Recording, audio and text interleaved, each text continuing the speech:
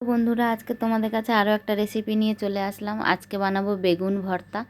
এই দেখো, বেগুনটা আমি ধুয়ে নিয়েছি আগে থেকে। আর এবারে দেখো, চাকুর সাহায্যে এইভাবে মাঝখানটা কেটে নেবে, তাহলে দেখা যাবে ভেতরে পোকা আছে নাকি।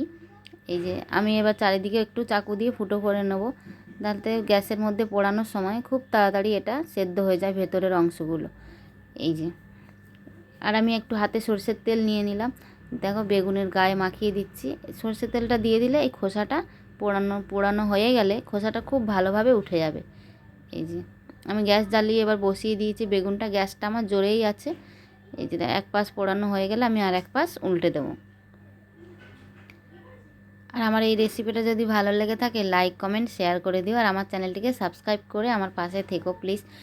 এই যে আমার বেগুনটা পোড়ানো হয়ে এসছে, দেখো। আমি এবার এটাকে নামিয়ে নেব। গ্যাসটা বন্ধ করে দিয়েছি। এবার একটা প্লেটের আমি এটাকে ঠান্ডা করতে দেব।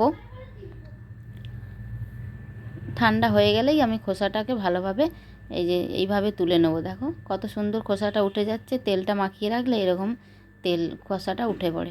আমি বেগুনটা আরেকটু দেখে নিলাম যে পোকা আছে নাকি, আগে দেখে নিয়েছি। তারপরে এইভাবে ছুরির সাহায্যে একটু মাখিয়ে নিলাম বেগুনটা।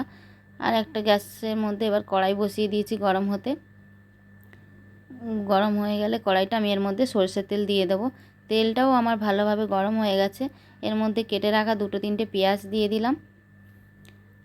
পেঁয়াজটা হালকা করে ভাজবো, বেশি লাল করে ভাজবো না। এর মধ্যে এবার টমেটো কুচিগুলোও দিয়ে দিলাম। আর এই টমেটোটা দিয়ে একটু নেড়ে নিয়েই নুন দেব, স্বাদ মতন লবণ দিয়ে দিলাম। আর এখানে হলুদ দিলাম, একটু লঙ্কার গুঁড়ো দিলাম। আর দেখো, ভালোভাবে মশলাটা এবার কষিয়ে নেব। টমেটোটা আমার ভালোভাবে সেদ্ধ হয়ে গেছে, দেখো। আর এই রেসিপিটা, তোমার বেগুনের ভর্তাটা গরম ভাতের সাথেও দারুণ লাগে খেতে, পরোটা রুটির সাথেও খুব ভালো লাগে। তোমরা একবার বাড়িতে ট্রাই করে দেখতে পারো। এর মধ্যে আমি কাঁচা লঙ্কা দিয়ে দিলাম, আর জিরে গুঁড়ো দিয়ে দিলাম, আর সামান্য অল্প একটু চিনি দিলাম। তোমরা যদি চিনি না পছন্দ করো, চিনিটাও নাও দিতে পারো। এবার ধনেপাতা, কেটে রাখা ধনেপাতা বা কুচিটাও দিয়ে দিলাম। বেশি সময় লাগলো না। এই রেসিপিটা এখান অবধি শেষ। এই ভিডিওটা কেমন